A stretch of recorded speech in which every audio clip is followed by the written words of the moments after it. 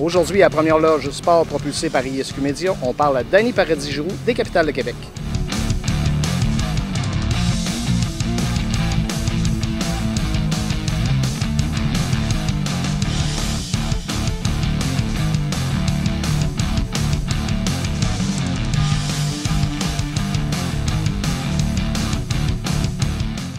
En compagnie de Danny Paradis-Giroux des Capitales de Québec. Danny, pour les gens qui ne te connaissent peut-être pas, qui ne connaissent pas ton parcours junior, ça a commencé où précisément?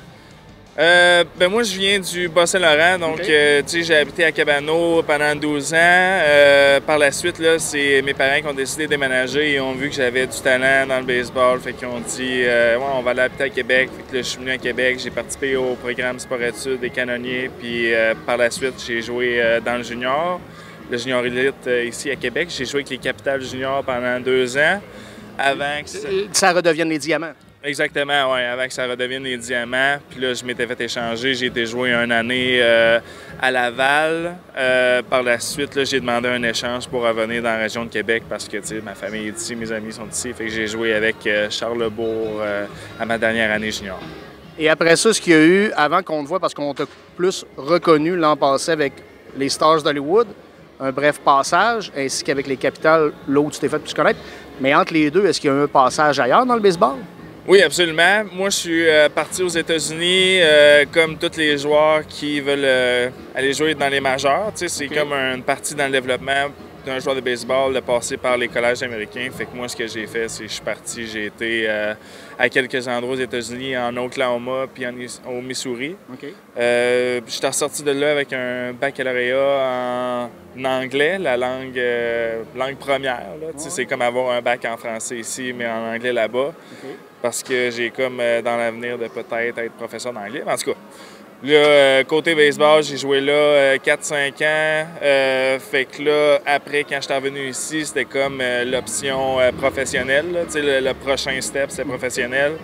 Fait que j'avais parlé à Pat un peu, Pascal Abrini, j'ai demandé s'il y avait besoin de lanceurs, puis il n'y avait pas besoin de moi à ce moment-là. Fait que là, il y a une équipe visiteur qui est venue par la suite, les Stars d'Hollywood. Eux autres, ils m'ont contacté parce que Pat leur avait parlé de moi un peu, puis ils ont dit qu'il y avait besoin de lanceurs. Fait que j'ai passé une semaine et demie avec eux. Puis par la suite, là, Patrick avait quelques blessés aussi, fait qu'il avait demandé mon aide pendant une semaine. Là, ça a été un peu une année de transition l'année passée pour un peu plus te faire connaître, là, si on veut. Là. Oui, c'est ça, parce que j'avais jamais joué du baseball professionnel. Fait que moi, je sortais des collèges américains. Il y en a beaucoup des joueurs. Fait que c'est sûr que peut-être que je n'étais pas trop connu. J'ai pas été repêché. Fait que moi, j'essaie de monter les échelons tranquillement, pas vite, c'est ça. Fait que hier, pas hier, mais l'an passé, ça a été comment je pourrais dire, ça a cassé la glace dans le baseball professionnel. Par la suite, là, c'est ça, je suis revenu cette année au camp d'entraînement. Et d'ailleurs, Patrick Scalabrini, tu ne l'as pas donné facile. Il a carrément dit qu'il fallait que tu lui donnes une raison de ne pas te retrancher parce qu'au départ, lui, il se disait Danny Paradis-Giroux, il est bon, mais j'ai peut-être pas de place pour lui, là, finalement.